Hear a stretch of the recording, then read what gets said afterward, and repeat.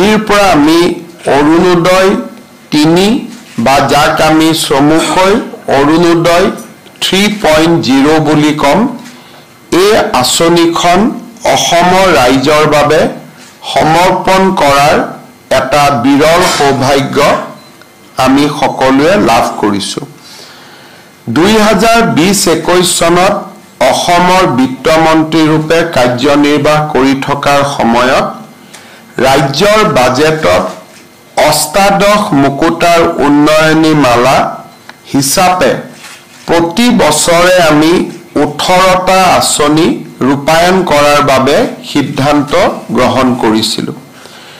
আৰু সেই সময়তে এই 18খন আঁচনিৰ এক অন্যতম অংগ হিচাপে আমি অৰুণোদয় আঁচনিখনৰ বিষয়েও ঘোষণা কৰিছিলো আত্মনিৰ্ভৰশীলতা আত্মবিশ্বাস আৰু সুদৃঢ় লক্ষ্যৰে অসমক পুনৰ উত্থানৰ পথেৰে আগবঢ়াই নিয়াৰ কথা সৰুগত কৰিয়ে আমি অৰুণোদয় আঁচনিখন ৰচনা কৰিছিলো অৰুণোদয় আঁচনিখন অষ্টাদশ মুকুতাৰ উন্নয়নীমালাৰ সবাতোকৈ আকৰ্ষণীয় মুকুতা হ'ব পবিত্ৰ সদনৰ মজিয়াত ঘোষণা কৰা সকলো আঁচনিৰ ভিতৰত এই আঁচনিখনেই হ'ব সবাতোকৈ শক্তিশালী আঁচনি এই ধৰণে 2020-21 চনত মই অৰুণোদয় আঁচনিখনৰ কথা বৰ্ণনা কৰিছিলো আমি আৰম্ভ কৰিছিলো অৰুণোদয় আঁচনিখন আৰু প্ৰথম অৱস্থাত প্ৰতি মাহে প্ৰত্যক্ষভাৱে আমি 830 টকা দৰিদ্ৰজনৰ বেংক একাউণ্টলৈকে হস্তান্তৰ কৰিছিলো আজিৰ এই মুহূৰ্তত 24.60 লাখ পৰিয়ালে প্ৰত্যেক মাহৰ 10 তাৰিখে 1250 টকাকৈ নিজৰ বেংক একাউণ্টত অৰুণোদয় ধন পাবলৈ সক্ষম হৈছে মাননীয় প্ৰধানমন্ত্ৰী নৰেন্দ্ৰ মোদী ডাঙৰীয়াৰ দূৰদৰ্শিতাৰ বাবে অসমত আৰু ভাৰতত জনধন একাউণ্ট আধাৰ আৰু মোবাইল সংযোগ ব্যৱস্থাৰ আৰম্ভণি কৰা হৈছিল প্ৰধানমন্ত্ৰী ডাঙৰীয়াই হাতত লোৱা জনধন একাউণ্টৰ বাবে আজি আমি প্ৰত্যেক মাহত 24.60 লাখ পৰিয়াললৈ অৰুণোদয় আঁচনিৰ ধন ৰূপান্তৰ কৰিব পাৰিছো আমি 830 টকা কেনেকৈ আমি ৰাইজৰ মাজত ভগাই দিয়াৰ চেষ্টা কৰিছিলো যেতিয়া আমি 830 টকা 2020-21 চনত আৰম্ভ কৰিছিলো তেতিয়া আমি ভাবিছিলো 830 টকাৰ 400 টকা প্ৰতিটো পৰিয়ালে ঘৰত প্ৰয়োজনীয় হোৱা মেডিচিন বিশেষকৈ যি ঘৰত বৃদ্ধ আই মাতৃ থাকে যি ঘৰত বেমাৰী ল'ৰা ছোৱালী থাকে নিৰ্দিষ্টকৈ তেওঁলোকে কিছু টকা পৰিয়ালৰ ঔষধ কিনাৰ বাবে খৰচ কৰিব লাগে আমি ভাবিছিলো যে 830 টকাৰ 400 টকা আমি স্বাস্থ্যজনিত খৰচৰ বাবে ৰাইজক আগবঢ়াম 200 টকা আমি প্ৰত্যেকটো পৰিয়ালে যাতে 4 কিলোগ্ৰাম দালি কিনিব পাৰে তাৰ বাবে আমি 50% ৰাজ সাহায্য 80 টকা ঘৰখনৰ বাবে ক্ৰয় কৰা 4 কেজি চেনিৰ বাবে ব্যয় কৰা মাহিলী খৰচৰ 50% 150 টকা ফলমূল আৰু শাক-পাচলি কিনিবৰ বাবে আমি 830 টকা ৰাইজৰ ওচৰলৈ আগবঢ়াইছিলো অৰ্থাৎ প্ৰতি কেজি অৰুণোদয় পৰিয়ালে যেতিয়া দালি কিনে তেতিয়া সেই দালিৰ বিপৰীতে আমি 50% অৰ্থাৎ 200 টকা ৰাজ সাহায্য দিওঁ আমি ধৰি লওঁ যে এটা পৰিয়ালে প্ৰতি মাহত 400 টকাৰ দালি কিনে 200 টকা ইয়াৰ খৰচ চৰকাৰে দিয়ে 80 টকা 160 টকাৰ তেওঁলোকে চেনি কিনে তাৰ 50% অৰ্থাৎ 80 টকা ৰাজ্য চৰকাৰে আগবঢ়ায় 830 টকাৰ অৰুণোদয়ত দালিৰ খৰচ চাউলৰ খৰচ ঔষধৰ খৰচ আৰু 150 টকাৰ বাবে ফলমূল আদিৰ খৰচ জড়িত হৈ থাকে যেতিয়া কোভিড আহিলে কোভিডৰ সময়ত আমি চিন্তা কৰিলো যে ৰাইজৰ বিভিন্ন ধৰণৰ খৰচ বাঢ়িছে আমি 170 টকা আমি কোভিড পুষ্ট পৰিবেশত ৰাইজক দিয়া আৰম্ভ কৰিলো কোভিডৰ পিছতো এই 170 টকা আমি প্ৰত্যাহাৰ কৰা নাই এতিয়ালৈকে এই 170 টকা নিৰন্তৰভাৱে ৰাইজে পাই আছে 2022 চনত ৰাইজৰ মাজত এটা অভিযোগ আহিলে যে বিদ্যুতৰ খৰচ বাঢ়িছে তেতিয়া আমি হিসাব কৰিলো যে এটা পৰিয়ালে বিদ্যুতৰ বাবদ দৰিদ্ৰ পৰিয়ালে কিমান খৰচ কৰে আমি পালো যে তেওঁলোকে 500 টকা ইলেক্ট্ৰিচিটিৰ কাৰণে খৰচ কৰে বিদ্যুতৰ মাচুল দিয়াত খৰচ কৰে দৰিদ্ৰ পৰিয়ালে তেতিয়া আমি ইলেক্ট্ৰিচিটি বোৰ্ডক যদি 250 টকা ডাইৰেক্টলি দি দিলোহেতেন তেতিয়া ইলেক্ট্ৰিচিটি বোৰ্ডে ৰাজসাহায্য দিব পাৰিলেহেতেন কিন্তু আমি চিন্তা কৰিলো যে প্ৰতিটো পৰিয়ালৰ 500 টকাৰ প্ৰয়োজন নহয় কোনোবা 200 কোনোবা 300 কোনোবা 400 টকা গতিকে ৰাইজে যাতে প্ৰতি মাহে ইলেক্ট্ৰিচিটিৰ যি খৰচ দিয়ে সেই খৰচত আমি 250 টকা চৰকাৰৰ পৰা আমি দিয়াৰ আমি ব্যৱস্থা কৰিব পাৰো তেনেকে 830 টকাৰ অৰুণোদয় প্ৰথমে 1000 টকা হল দ্বিতীয়তে 1250 টকালৈ ই বৃদ্ধি পালে এতিয়া প্ৰশ্ন হল যে অৰুণোদয় 3 কি লোকসভা নিৰ্বাচনৰ সময়ত আমি ৰাইজক ঘৰে ঘৰে একোখনকৈ সমীক্ষা পত্ৰ দিছিলো যে কোনে কোনে অৰুণোদয় আঁচনি পোৱা নাই কাক কাক নিযুত মইনা আঁচনি লাগিব আৰু কাৰ ঘৰত পৰিয়ালৰ মূল ব্যক্তিজনক জীৱন বীমা কৰি দিয়াৰ প্ৰয়োজনীয়তা আছে এই 3খন আঁচনিৰ ফৰ্ম পপত্ৰ যেতিয়া আমি ৰাইজক দিছিলো তেতিয়া বহুতে ইয়াক লৈ হুলস্থুলো কৰিছিলে বাতৰি কাকত মিডিয়াত বিৰোধী পক্ষই সমালোচনা কৰিছিলে কিন্তু আমাৰ মনত এটা ধাৰণা আছিল যে যদি আমি গম নাপাওঁ যে কিমান মানুহে কোন আঁচনি এতিয়াও পোৱা নাই আমি কেনেকৈ আঁচনি প্ৰস্তুত কৰিম সমীক্ষা চৰকাৰে কৰা সমীক্ষাত সকলোৱে কৰবাত নহয় কৰবাত ভুল দেখা পায় যদি ঘৰে ঘৰে গৈ আমি এটা নিৰ্বাচনক ৰাজনীতি হিচাপে নাৰাখি নিৰ্বাচনক যদি আমি সমাজ সেৱালৈ ৰূপান্তৰ কৰো তেতিয়া হলে আমি সমাজক আগবঢ়াই লৈ যোৱাৰ সুযোগ পাম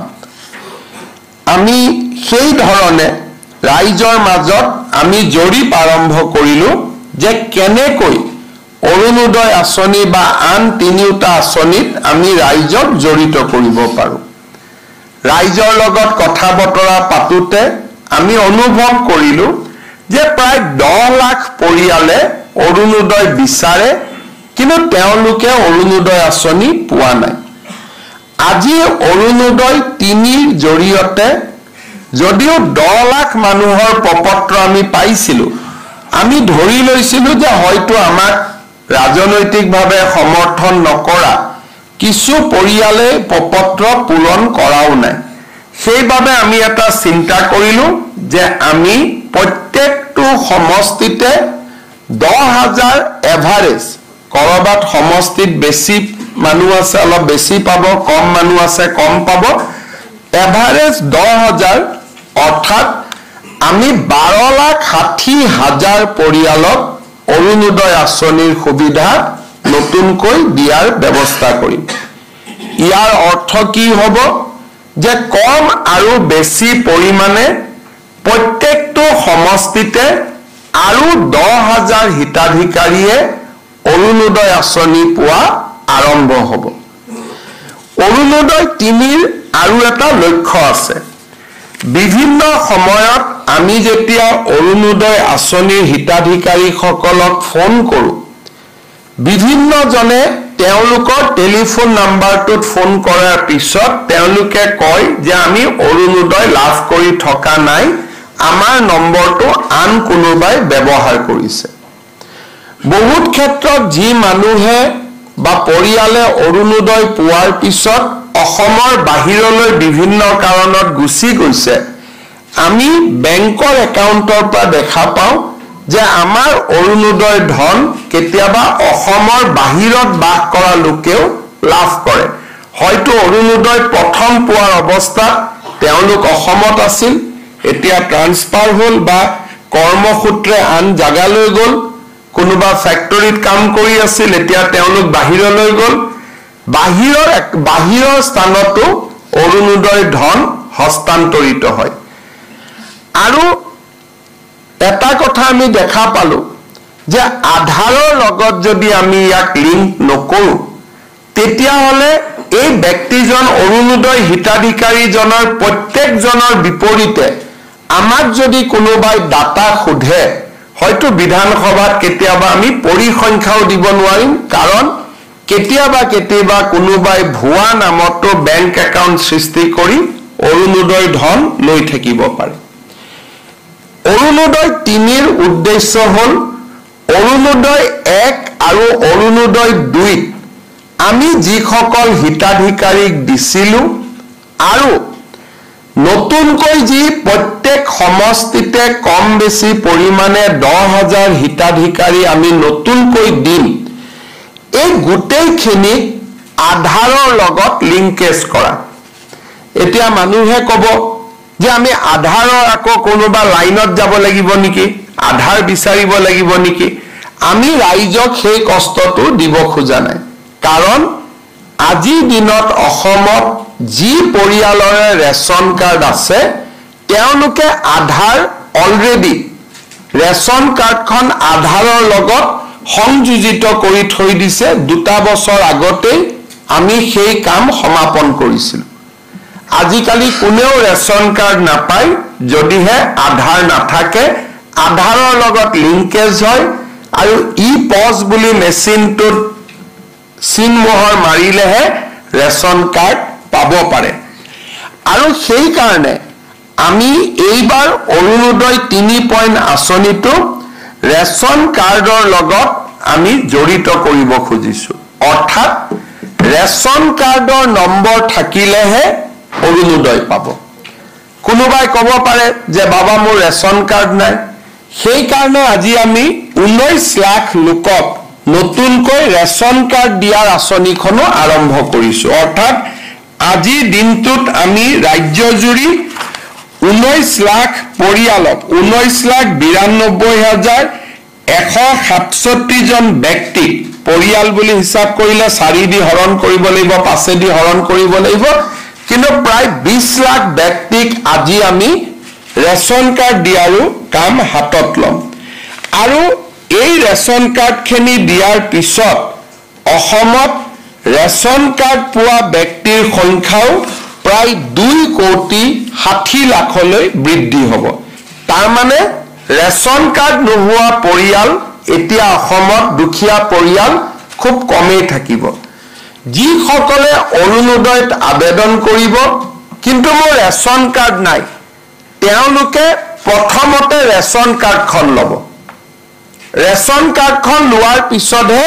অৰুণোদয় ল'ব কাৰণ অৰুণোদয় ল'বৰ কাৰণে ৰেশন কাৰ্ড লাগিবই সেই কাৰণে আজি আমি অকল অৰুণোদয় 3.0 আৰম্ভ কৰা নাই 20 লাখ লোকক ৰেশন কাৰ্ড দিয়াৰ আঁচনিও আজি আমি সমান্তৰালভাৱে আমি আৰম্ভ কৰিছো এতিয়া মই ৰেশন কাৰ্ড কেনেকৈ পাব লাগে তাৰ বিষয়ে চমুকৈ কম যে যি পৰিয়ালৰ বাৰ্ষিক উপাৰ্জন 4 লাখতকৈ কম আৰু চৰকাৰী চাকৰি তেওঁলোকৰ পৰিয়ালত নাই তেওঁলোকে ৰেশন কাৰ্ড পাব পাৰে গতিকে আজি যিসকল লোকৰ হাতত ৰেশন কাৰ্ড নাই তেওঁলোকক মই পৰিয়াল পৰিচয় পত্ৰৰ বাবেও আবেদন কৰিবৰ বাবে আহ্বান জনাম। আজিৰ পৰা আমি সেই কাৰ্যসূচীও আৰম্ভ কৰিছোঁ। এতিয়া অৰুণোদয় 3 আমি কেনেকৈ গঠন কৰিব খুজিছোঁ। অৰুণোদয় 1 আৰু 2 যোনে হিতাধিকাৰী আছিল তেওঁলোকে অৰুণোদয় 3ৰ বাবে নতুনকৈ আবেদন কৰিব লাগিব। আমি জিলাক কৈছোঁ যে 1 আৰু 2ত পাই থকা হিতাধিকাৰীক 3টো ল'ব, কিন্তু যদি ৰেচন কাৰ্ডখন নাই নাপাব, যদি পৰিয়ালত চাকৰি হৈ গ'ল নাপাব, যদি আমাৰ 4 চকীয়া ঘৰত বাহন হৈ গ'ল নতুনকৈ কিনিলোঁ তেতিয়া আমি নাপাম। এই বিষয়ে মই আপোনালোকক বুজাব খুজিছোঁ যে অৰুণোদয় 3টো পাবৰ কাৰণে আমি কি কৰিব লাগিব। মই প্ৰথমতে কৈছিলোঁ যে 10,000 কৰি আমি এটা সমষ্টিত অৰুণোদয় নতুন হিতাধিকাৰী দিম আৰু পুৰণা হিতাধিকাৰীখিনিও সংখ্যাটো থাকি যাব। তাৰ মানে এতিয়া আমাৰ গোটেইখিনি যদি আমি হিচাপ কৰোঁ পুৰণা আৰু নতুন টোটেল 37,20,000 পৰিয়ালে অৰুণোদয় আঁচনি লাভ কৰিব। অৰুণোদয় 3.0 নতুন আৰু পুৰণা মিলি। আৰু ইয়াক যদি আমি 126 দি হৰণ কৰোঁ কম বেছি পৰিমাণে 30,000 পৰিয়ালে প্ৰতি সমষ্টিতে অৰুণোদয় লাভ কৰিব। আমাৰ এখন জিলা পৰ্যায়ৰ কমিটি আছে, তেওঁলোকে জিলাত বহি যোন সমষ্টিত জনসংখ্যা বেছি তাত অৰুণোদয় বেছি দিব, যোন সমষ্টিত জনসংখ্যা কম তাত অৰুণোদয় কম দিব। মই কাৰ্বি আলং জিলাৰ নতুন এটা সমষ্টি হৈছে, তাত আমাৰ সৰ্বমুঠ লোক আছে 90,000। আনহাতে আমাৰ অসমত আন কিছুমান সমষ্টি আছে যাৰ ভোটদাতা 3 লাখ। গতিকে 3 লাখ আৰু 80,000 দুইটাতে আমি এটা সামঞ্জস্য বহাব লাগিব আৰু সেইকাৰণে এভাৰেজ 30,000, কিন্তু কোনোবা সমষ্টিত 28,000, কোনোবা সমষ্টিত 32,000 লোকেও অৰুণোদয় পাব। জিলা পৰ্যায়ৰ কমিটিখনে এই টাৰ্গেট বিতৰণ কৰিব। ইয়াৰ পিছত জিলা সমিতিয়ে প্ৰত্যেকটো ভোট কেন্দ্ৰলৈ এই টাৰ্গেট বিতৰণ কৰিব। অৰ্থাৎ 30,000 জালুকবাৰী সমষ্টিত যদি অৰুণোদয়, মোৰ ভোটাৰ লিষ্টত ভোট গ্ৰহণ কেন্দ্ৰ আছে 200টা। এই 200টা ভোট গ্ৰহণ কেন্দ্ৰত জনসংখ্যা অনুসৰি আৰু দুখীয়া মানুহৰ পৰিৱেশ পৰিস্থিতি অধ্যয়ন কৰি প্ৰত্যেকটো বুথত সমান নহয় সমানুপাতিকভাৱে জিলা পৰ্যায়ৰ কমিটিয়ে প্ৰত্যেকটো বুথৰ বাবে অৰুণোদয় হিতাধিকাৰীৰ সংখ্যা আবণ্টন কৰিব। সমান নহয় বুলি মই কিয় ক'লো? কোনোবা ভোট গ্ৰহণ কেন্দ্ৰত 300 ভোট থাকে, কোনোবা ভোট গ্ৰহণ কেন্দ্ৰত 1000 ভোট থাকে। সমানুপাতিকভাৱে তেওঁলোকে এই কোটা 30,000ৰ কোটা প্ৰত্যেকটো ভোট গ্ৰহণ কেন্দ্ৰলৈ তেওঁলোকে ভাগ কৰি দিব। ভাগ কৰি দিয়াৰ পিছত সিলেকশ্যনৰ এটা প্ৰক্ৰিয়া আৰম্ভ হ'ব। পঞ্চায়ত বৰ্তমান নাই কাৰণে আমি জিলা উপায়ুক্তক দায়িত্ব দিছোঁ যে আপোনালোকে গাঁও পঞ্চায়তৰ সেক্ৰেটাৰী আৰু 4জন মনোনীত ব্যক্তিক লৈ গাঁও সভাখন পৰিচালনা কৰিব। এতিয়া অৰুণোদয় পাবৰ কাৰণে আমাৰ মানদণ্ড কি হ'ব? সকলোৱে আবেদন কৰিব। আমি কাক অৰুণোদয় দিম? প্ৰথম অৰুণোদয় পাবৰ কাৰণে মোৰ এখন ৰেচন কাৰ্ড থাকিব লাগিব। যাৰ ৰেচন কাৰ্ড নাই সি ৰেচন কাৰ্ড বনাই ল'ব, কিন্তু ৰেচন কাৰ্ড থাকিবই লাগিব যাতে লাহে লাহে আমি ৰেচন কাৰ্ডৰ লগত অৰুণোদয় আমি সামঞ্জস্য ৰাখিব পাৰোঁ। বিধানসভাটো প্ৰশ্ন কৰিলে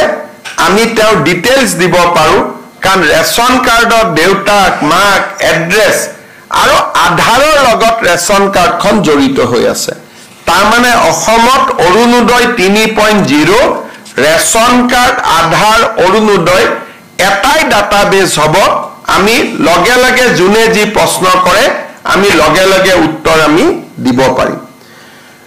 অৰুণোদয় পাবৰ কাৰণে আমি কি কৰো প্ৰথম অৰুণোদয় আমি কাক দিও যে গাঁওখনত গোটেই মানুহ বহিলে মিটিং হল যে আমাৰ গাঁৱত 100 অৰুণোদয় আহিছে আমি কেনেকৈ বিতৰণ কৰিম বহুত সময়ত বহুত মহিলাই মোক কয় বাবা মই অৰুণোদয় পোৱা নাই কোনোবাই কয় মই অৰুণোদয় পাইছো কোনোবাই কৈছে মই ধনী মানুহ অৰুণোদয় পালে দুখীয়াই পোৱা নাই মই ইলেকশন মিটিংত গলে মানুহে এনেকুৱা বহুত অভিযোগ কৰে আজি অসমৰ সকলো জাগাতে 2000 3000 5000 মানুহ বহি আছে বিশেষকৈ আই মাতৃ সকল বহি আছে অৰুণোদয় বিষয়ে শুনিবৰ কাৰণে মই বুজাই দিব খুজিছো যে অৰুণোদয় কোনে কোনে পাব লাগে প্ৰথম অৰুণোদয় পাব কোনে লাগে বিধবা মহিলা গৰাকী অৰ্থাৎ যি পৰিয়ালত বিধবা মহিলা আছে সেই পৰিয়ালে অৰুণোদয় আঁচনি পাব লাগে যদি কোনোবা পৰিয়ালত 45 বছৰৰ ওপৰৰ অবিবাহিতা ছোৱালী আছে সেই পৰিয়ালটোৱেও অৰুণোদয় পাব লাগে কোনোবা পৰিয়ালত যদি বিবাহ বিচ্ছেদ হোৱা মহিলা আছে সেই পৰিয়ালটোৱেও অৰুণোদয় পাব লাগে কোনোবা পৰিয়ালত যদি স্বামীয়ে বিবাহ বিচ্ছেদ আইনমতে দিয়া নাই কিন্তু এৰি থৈ গুচি গ'ল তেনেকুৱা মহিলা থকা পৰিয়ালত অৰুণোদয় পাব লাগে এইটো হল অৰুণোদয় প্ৰথম নিয়ম দ্বিতীয় অৰুণোদয় কোনে পাব লাগে কাৰোবাৰ ঘৰত যদি তৃতীয় লিংগৰ ব্যক্তি আছে পুৰুষ আৰু মহিলাৰ পিছত আৰু এটা লিংগ থাকে উভয় লিংগ থকা পৰিয়ালতো অৰুণোদয় আমি দিব লাগে তৃতীয়তে যাৰ ঘৰত দিব্যাংগ ব্যক্তি আছে কাৰণ পৰিয়ালটোৱে দিব্যাংগ ল'ৰা ছোৱালী এটাক চাবৰ কাৰণে খৰচ কৰিব লাগে দিব্যাংগ ব্যক্তি থকা পৰিয়ালক আমি অৰুণোদয় দিব লাগে তৃতীয় চৰকাৰী বৃদ্ধাশ্ৰমত যিসকল আইতা থাকে সেই আইতা সকলক আমি অৰুণোদয় দিবই লাগে তৃতীয়তে যাৰ ঘৰত এইডছৰ বেমাৰী আছে থেলাছেমিয়া আছে হিমোফিলিয়া আছে চেৰিবেল পালসি আছে কুষ্ঠ ৰোগ আছে অটিজিম আছে এওঁলোকৰ পৰিয়ালতো আমি অৰুণোদয় দিব লাগে কোনোবা মহিলা যদি ভিক্ষা কৰি জীৱন নিৰ্বাহ কৰে তেওঁলোককো ডিসি সকলে বিচাৰি উলিয়াই অৰুণোদয় দিব লাগে আৰু এইখিনি মহিলাক অৰুণোদয় দিয়াৰ পিছত যিখিনি বাকি থাকে সেইখিনি যাৰ বাৰ্ষিক উপাৰ্জন 2 লাখ টকাতকৈ কম তেওঁলোকে অৰুণোদয় আঁচনি পাব পাৰিব অৰ্থাৎ প্ৰথমতে বিধৱা ডাইভোৰ্স মহিলা দিব্যাংগ ব্যক্তি থকা পৰিয়াল আৰু বেমাৰী ব্যক্তি থকা পৰিয়াল HIV থেলাছেমিয়া হিমোফিলিয়া আৰু ভিক্ষা কৰি খোৱা আই মাতৃ সকলক আগত অৰুণোদয় দি যিখিনি বাছি ৰব সেইখিনি আমি দুখীয়া পৰিয়ালক অৰুণোদয় দিম 2 লাখ টকাতকৈ যাৰ আৰ্থিক উপাৰ্জন কম ৰেশন কাৰ্ডৰ ক্ষেত্ৰত আমি 4 লাখ টকাৰ মৰ্যাদা ৰাখিছো যে 4 লাখ টকা বাৰ্ষিক উপাৰ্জন হলেও ৰেশন কাৰ্ড পাব কিন্তু অৰুণোদয় 2 লাখ টকা বাৰ্ষিক উপাৰ্জন হলে অৰুণোদয় পাব তাতকৈ বেছি টকা উপাৰ্জন কৰা পৰিয়ালে অৰুণোদয় নাপায় ৰেশন কাৰ্ডৰ ক্ষেত্ৰতো আমি এটা নিয়ম কৰিছো যে 2 লাখৰ তলৰ পৰিয়ালক প্ৰথমতে ৰেশন কাৰ্ড দিহে বাকি থকা ৰৈ যায় তেতিয়াহে আমি 4 লাখলৈকে যাম নহলে আমাৰ মানদণ্ড 2 লাখ টকাতে সীমাবদ্ধ হ'ব এতিয়া অৰুণোদয় কোনে কোনে নাপাব এই বিষয়ে আমি জনাটো উচিত আমাৰ মন্ত্ৰী বিধায়ক প্ৰাক্তন মন্ত্ৰী প্ৰাক্তন বিধায়ক এওঁলোকৰ পৰিয়ালে অৰুণোদয় নাপায় পঞ্চায়তী ৰাজৰ বৰ্তমানৰ সদস্য বা কোনোবাই যদি মেম্বাৰ অহা ইলেকশ্যনত জিকে বা প্ৰেচিডেণ্ট ছেক্ৰেটাৰী জিকে তেওঁলোকে নিজৰ নাম অৰুণোদয়ৰ পৰা বাদ দিব লাগিব আজিৰ দিনত পঞ্চায়ত নাই সকলোৱে ল'ব পাৰিব কিন্তু যদি তেওঁলোকে ভৱিষ্যতে পঞ্চায়তৰ মেম্বাৰ সদস্য প্ৰেচিডেণ্ট হয় অৰুণোদয় আজি ল'লেও তেতিয়া তেওঁলোকে অৰুণোদয়টোৰ পৰা নিজৰ নাম গুচাব লাগিব যিসকলে মেম্বাৰ প্ৰেচিডেণ্ট হ'ম বুলি ভাবি থৈছে তেওঁলোকে এই পইণ্টটো মনত ৰাখিব চৰকাৰী চাকৰিয়াল পেছাদাৰী ব্যক্তি শিক্ষক পেঞ্চনাৰ আন কোনেও অৰুণোদয় নাপাব আনকি অংগনবাদী কৰ্মী আশা ৱৰ্কাৰেও অংগনবাদী আমাৰ অৰুণোদয় নাপাব তেওঁলোকৰ কাৰণে আমি বেলেগকৈ চিন্তা চৰ্চা কৰি আছো কিন্তু অৰুণোদয় আঁচনিত চৰকাৰৰ পৰা উপাৰ্জন কৰা ব্যক্তিয়ে লাগিলে এটকা উপাৰ্জন কৰক লাগিলে 1 লাখ টকা উপাৰ্জন কৰক তেওঁলোকে অৰুণোদয় নাপাব এইটো হ'ল অৰুণোদয় নিয়ম ঠিকাদাৰে অৰুণোদয় নাপাব আৰু অৰুণোদয় আমাৰ যাৰ ঘৰত 4 চকীয়া বাহন আছে 15 বিঘাতকৈ বেছি মাটি আছে এই ধৰণৰ কেইবাটাও নিয়ম কৰা আছে যোনে অৰুণোদয় আঁচনি নাপাব অৰ্থাৎ আমাৰ লক্ষ্য হ'ল যাতে গাঁৱৰ আৰু চহৰৰ আটাইতকৈ দুখীয়া দৰিদ্ৰ মানুহখিনিহে পৰিয়ালখিনিহে অৰুণোদয় আঁচনি পাব পাৰে শ্ৰদ্ধাৰ উপস্থিত ভদ্ৰমণ্ডলী এই অৰুণোদয় আঁচনিখন ৰূপায়ণৰ বাবে আমি নিৰ্দিষ্ট দিনো আমি ঠিক কৰি দিছো আমি ভাবো যে অৰুণোদয় পুৰণা বেনিফিচিয়াৰী আৰু নতুন বেনিফিচিয়াৰী এই গোটেইখিনিক অৰুণোদয় 3ত সমাহিত কৰি ল'বলৈ আমি আজিৰ পৰা ব্যৱস্থা আৰম্ভ কৰিম 19 ছেপ্টেম্বৰ 2024 পৰা আৰু আমাৰ লক্ষ্য যে আমি জানুৱাৰী মাহলৈ এই গোটেই selection form fill up affidavit এই গোটেই কামখিনি আমি সমাপন কৰিব পাৰিম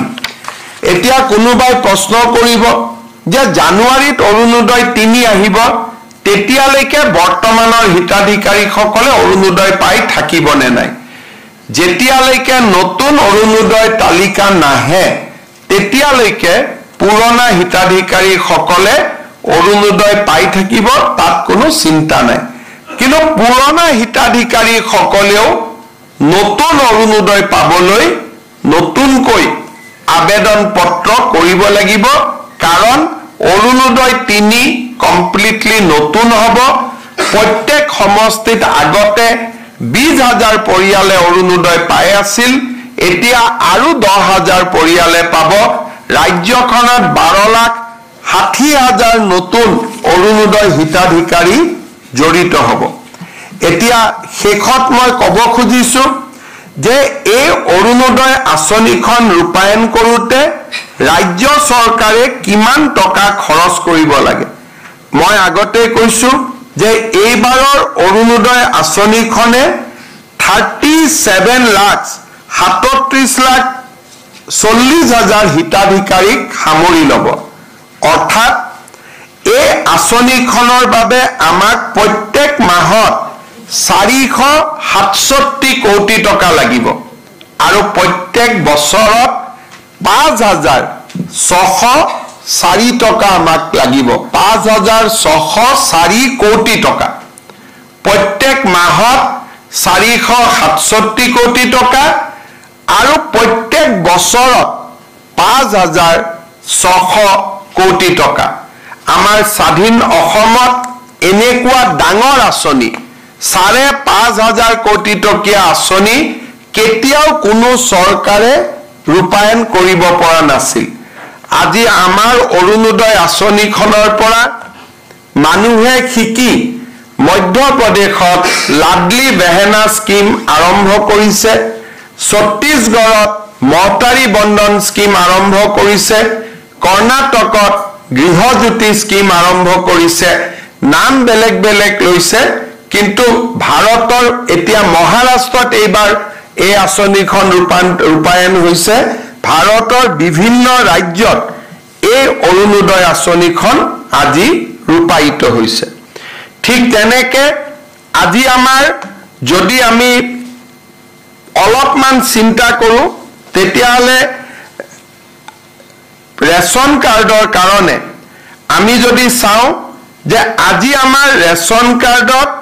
প্ৰতি কেজিত আমাৰ কিমান দাম আমি যদি মই দামলৈকে নগৈ মই যদি ধৰি লওঁ যে 30 টকা প্ৰতি কেজি চাউলৰ দাম তেতিয়াহ'লে 30 টকাকৈ আজি আমি 19,60,000 ফেমিলিত আমি 19,60,000 লোকক আমি ৰেচন কাৰ্ড দিম ৰেচন কাৰ্ড দিয়া মানে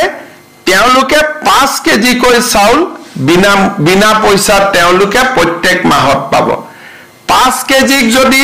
30 টকাকৈ 150 টকা ধৰি লওঁ আৰু 19,60,000 পৰিয়ালক যদি আমি নতুনকৈ ৰেচন কাৰ্ড দিছো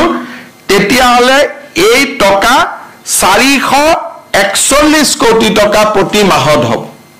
আপোনালোকে খালি এটা নাই 44 কোটি টকা প্ৰতি মাহত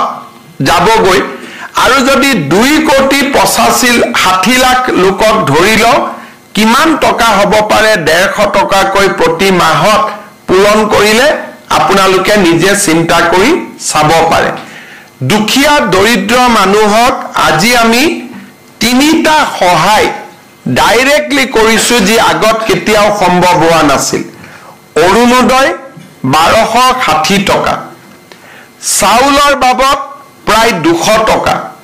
আৰু চিকিৎসাৰ কাৰণে আয়ুষ্মান ভাৰত আয়ুষ্মান অসম কাৰ্ডৰ জৰিয়তে বছৰি 5 লাখ টকা আগতে দুখীয়া মানুহক এই ধৰণে ডাইৰেক্টলি সহায় কৰাৰ চৰকাৰৰ হাতত কোনো আঁচনি নাছিল মই বৃদ্ধ পেঞ্চন বিধৱা পেঞ্চনৰ কথা নকওঁৱে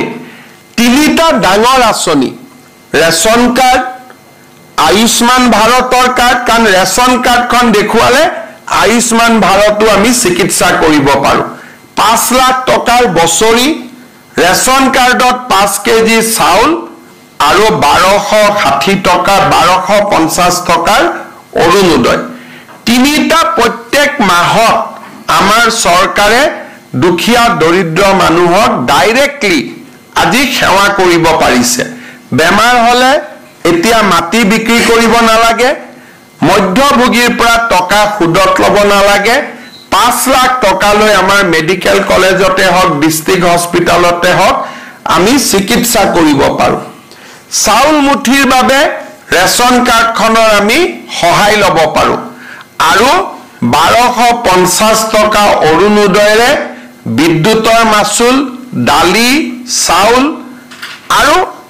সৰু খুৰা চিকিৎসাৰ খৰচৰ ব্যয় আমি বহন কৰিব পাৰো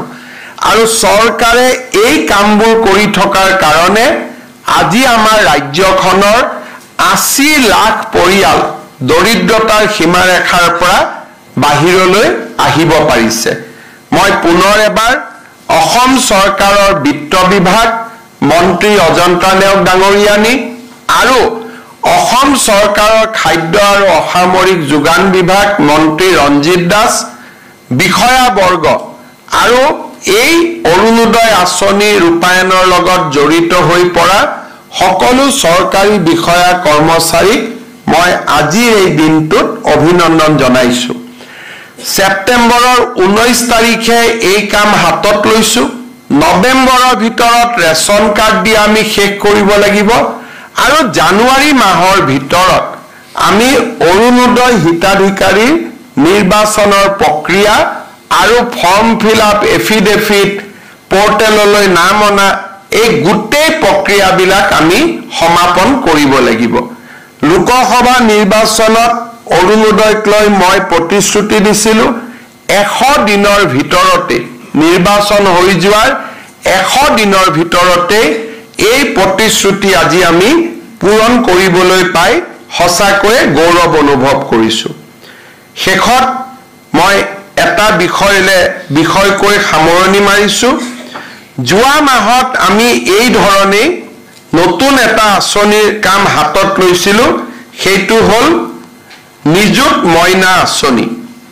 এতিয়া আমি আপোনালোকক জনাব খুজিছো এই নিযুত মইনা আঁচনিৰে যিবিলাকে এইবাৰ কলেজত নাম লগাইছে তেওঁলোকক 1000 আৰু 1250 টকা মাহিলি